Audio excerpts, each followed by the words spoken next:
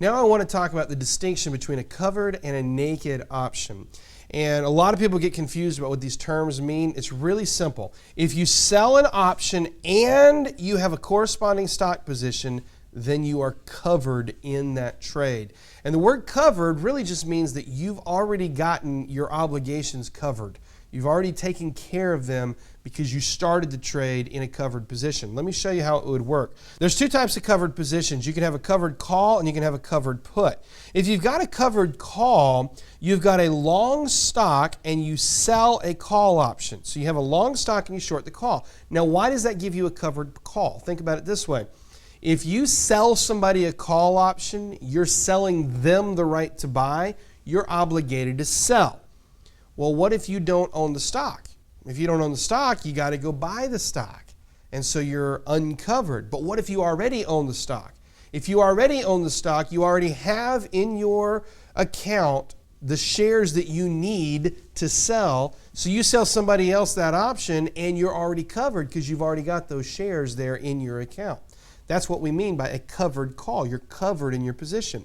Now with a put option, it's the other way around. If you want a covered put, you're going to have a short stock position and a short put. A short stock and a short put gives you a covered put. Why? Well, think about it this way. The put option gives somebody else the right to sell you the stock. And if they've got the right to sell you the stock, you're going to have to go out and buy it.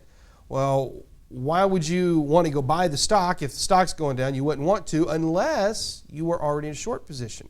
If you're already in a short position, you already need to. In fact, you have to go buy to cover at some point.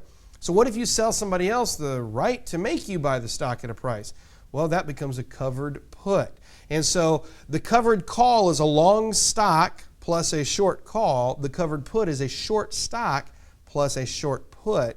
And in both cases, the distinction here is that you've already got your obligations taken care of. And whenever you do this type of trade, there's not going to be any additional margin at all. It's a relatively low-risk trade relative to the trade you've already been in.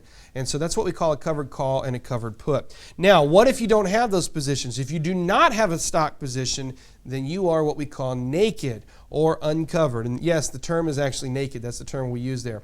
And so you're in a naked position if you're not covered. And if you've already got the positions that you need, then you're in a covered position.